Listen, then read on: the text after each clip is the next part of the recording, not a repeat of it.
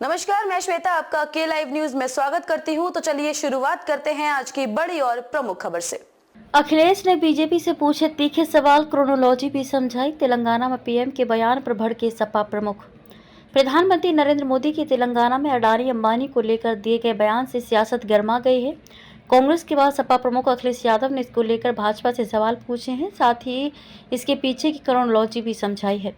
बुधवार शाम एक्स पर किए गए पोस्ट में अखिलेश ने भाजपा पर तंज भी कसा। लिखा, भाजपा क्या अगले चरण का चुनाव लड़ेगी या फिर तीसरे चरण को ही अंतिम मानकर हार मान लेगी। अखिलेश ने अपने पोस्ट में लिखा कि क्रोनोलॉजी समझिए। अपने ही प्रदेश के पुराने साथियों पर अपने प्रदेश में चुनाव संपन्न होने के अगले दिन ही आरोप क्यों लगाए गए। आखिरकार किसान की बोरी से चोरी करने वालों ने बोरी भरे काले धन का आरोप लगाकर खुद ही ये स्वीकार कर लिया है कि देश में काला धन बोरी भर भर कर उपलब्ध है।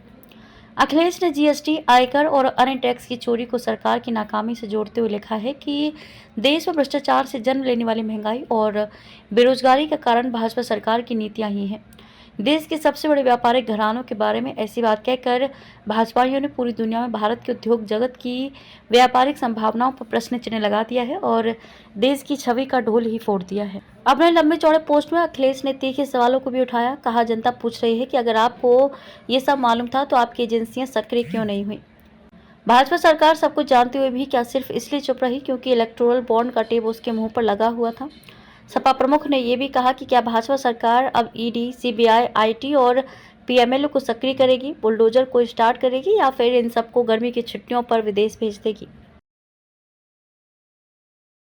खबरों में अब तक के लिए बस इतना ही। फिर होगी आपसे मुलाकात ऐसी किसी बड़ी और खास खबर के साथ। तब तक के लिए नमस्कार और देखते रहिए के लाइव न्यूज।